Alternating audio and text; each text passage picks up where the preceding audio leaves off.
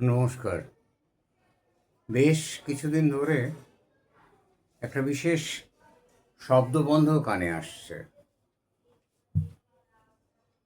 বিষয়টা জানি কেন, তবু একটু আপনাদের সঙ্গে ভাগ করে নিই। বিষয়টা হলো যে আমাদের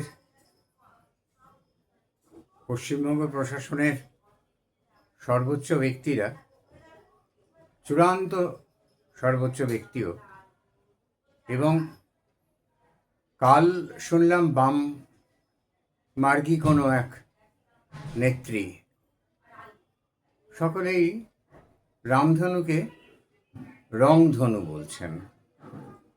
প্রশাসনের কর্তা ব্যক্তি স্থানীয়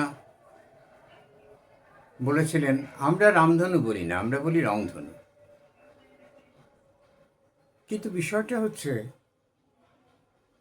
এরা যেহেতু মুসলমানেরা রাম নাম উচ্চারণ করে না, অশুভ শক্তি রাম উচ্চারণ করে না, যেহেতু মুসলমানেরা রামধনু বলে না, ভারতীয় দেবতার কথা বলে তারা রংধনু বলে, তাই আমাদের দেশের রাজনৈতিক কিছু কয়েকটি বিশেষ উদ্দেশ্যে উদ্দেশ্য প্রণোদিতভাবে কিছু মানুষ রামধনুকে রংধনু বলে। এর আরেকটা নামও আছে কিন্তু, ইন্দ্রধনু। সেটা হয়তো ওদের জানা নেই, জানি না কতদূর কী পড়াশুনো, তো বলা মুশকিল। আজকাল তো ডিগ্রি যে যা খুশি বলে দেয়, এটা 360 ডিগ্রিও হয়ে যেতে পারে গোল। আচ্ছা, তো এই যে অদ্ভুত প্রবণতাটা, এই প্রবণতাটা যাতে তাদের বলি, তাদের জন্যই বলি, তাদের বলি একটা কথা, যে তাহলে তাদের যদি এটা আধ্যাত্মিক রাম দেবতা সেই হিসেবে না উচ্চারিত হয়, তাহলে রংধনুও বলা যাবে না, হারাম এটা আমাদের ধর্মে, তাও বলা যাবে না। কেননা বাংলা অ থেকে বিসর্গ চন্দ্রবিন্দু পর্যন্ত প্রত্যেকটি অক্ষরের আধ্যাত্মিক অর্থ আছে। শিব সূত্রে প্রত্যেকটি অক্ষরের ব্যাখ্যা আছে। বর্ণ, এগুলো অক্ষর নয়, অক্ষর মানে সিলেবল। বর্ণমালা নাম দিয়েছিলেন বিদ্যাসাগর, এগুলো বর্ণ। বর্ণ এই জন্য এদের অনুভূতিগত রং আছে, যেমন অয়ের রং নীল, অয়ের ব্যাপ্তি অসীম, তাই নীল। অ একক, অপুরুষ বর্ণ, স্ত্রী বর্ণ, এরকম রি লি ডবল রি নপুংসক বর্ণ। এই রকম বর্ণের মধ্যে বহু বিভাজন আছে, এবং সবই ঈশ্বর ঈশ্বর যদি নাও বলতে চান আধ্যাত্মিকতা সম্পন্ন। তাহলে বাংলা অক্ষরই বাংলা মুসলমানদের, বাঙালি মুসলমানদের ব্যবহার্য নয়। ওরা আরবিতে কথা বলুন না, কে বারণ করেছে? ওরা আরবিতে লিখে নিন সব কিছু, ফার্সিতে লিখে নিন সব কিছু, তবে কিনা তার জন্য পেটে একটু থাকা দরকার, বিদ্যে যাকে বলে। তো সেটা ওরা করতে পারেন, বা ওরা অবাক বাদ দিয়ে রোমানে লিখতে পারেন, কোনো অসুবিধা নেই।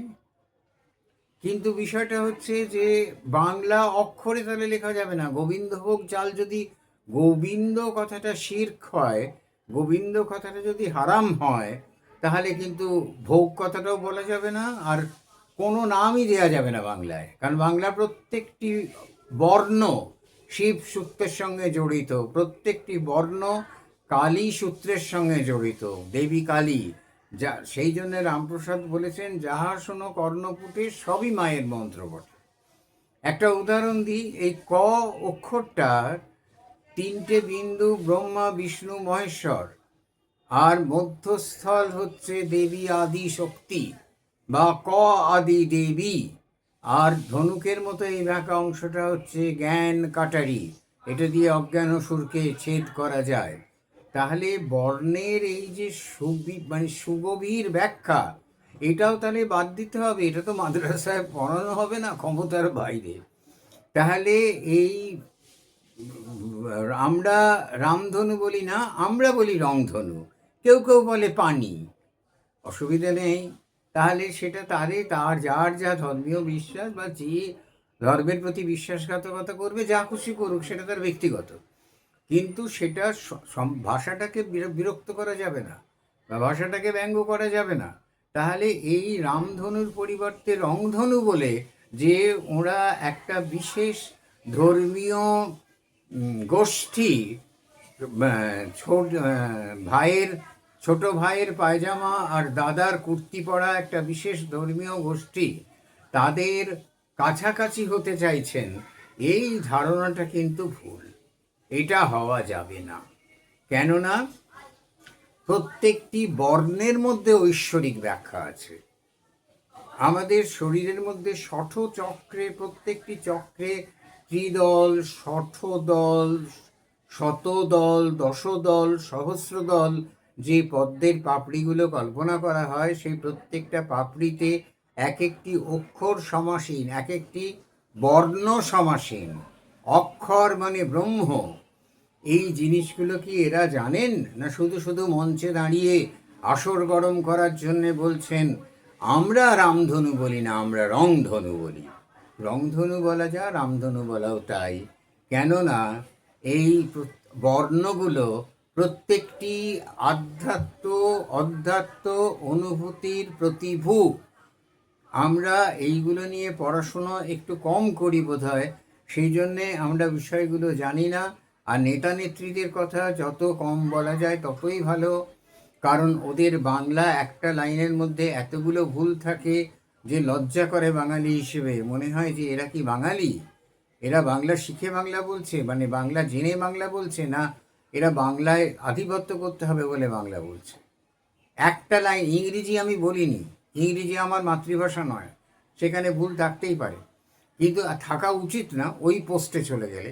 কিন্তু ঠিক আছে, গণতন্ত্র তো, গণতন্ত্রে 8 ফেল করা শিক্ষা প্রতিমন্ত্রী হতেই পারে, কিছু বলার নেই। কিন্তু তাই বলে বাংলায় পাপের ভরাকে পাপের ঘরা,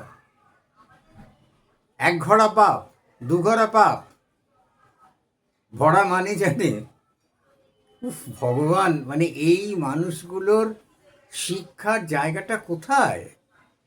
আর রামধনুকে রংধনু বললে ওই বিশেষ ধর্মের মানুষদের ইসলামের কাছাকাছি যাওয়া যাবে না।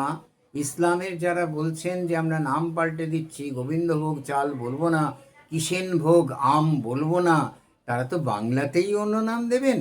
তারা জেনে রাখুন, বাংলা প্রত্যেকটি অক্ষর অধ্যাত্মবাদে পরিপূর্ণ, এবং এগুলোর মধ্যে দেবত্ব আরোপিত করা হয়েছে এত বছর আগে। সেটা আজকে ভুলিয়ে দেওয়া, মুছে দেওয়া যাবে না।